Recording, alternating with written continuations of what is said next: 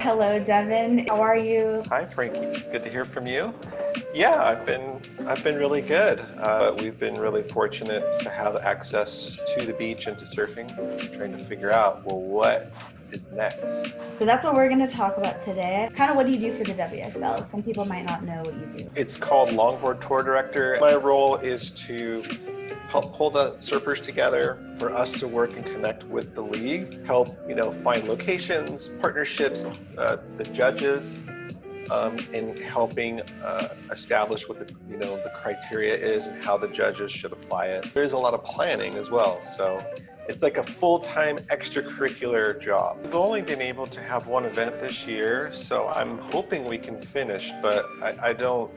We don't want to be naive. We know that could be a real big challenge. For us, having only about 2 events left, and those events are going to be in North America.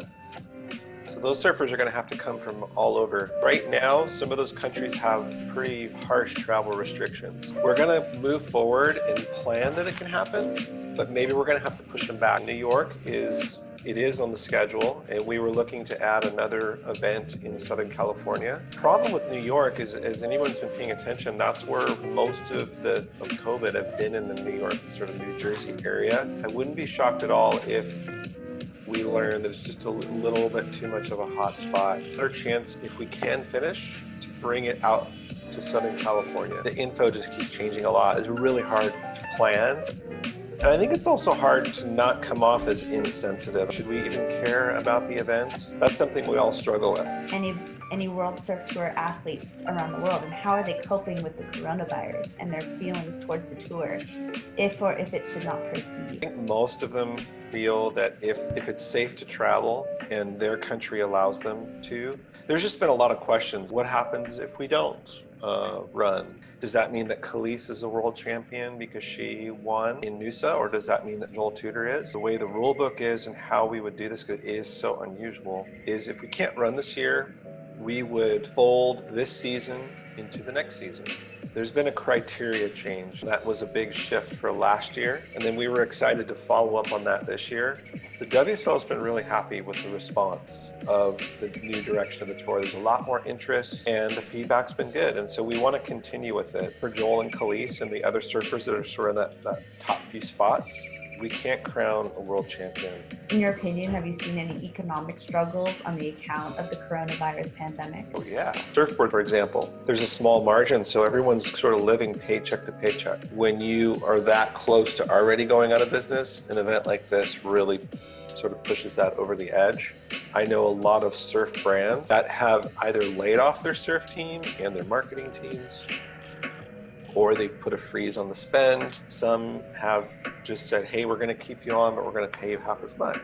There's been a massive hit there, and the real question for us is how quickly do we rebound? And that's really gonna be dependent upon the virus. You've been in several award-winning surf films such as One California Day, Sprout, and Single Fin Yellow. How has the surf media industry been able to keep up to date with creating during this pandemic, and have you seen struggles with that? Yeah, well, I think it has been a struggle because, well, even if you just look at the WSL, for example, they're showing old event footage because in most places you couldn't film anything for obviously a month or 2. The only issue that's going to happen is that the companies and brands that would support the media to make those fun videos that we get to watch, they don't have the money to spend right now.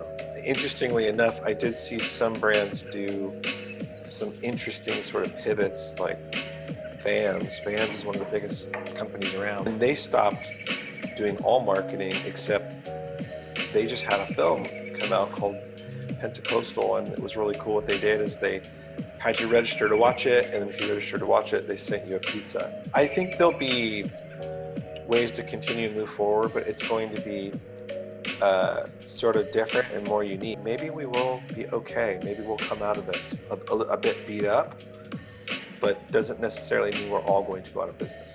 Thank you for doing that. Yeah, you keep me posted. We'll talk soon. We'll talk soon. I'll see you in the next swell. It's coming soon.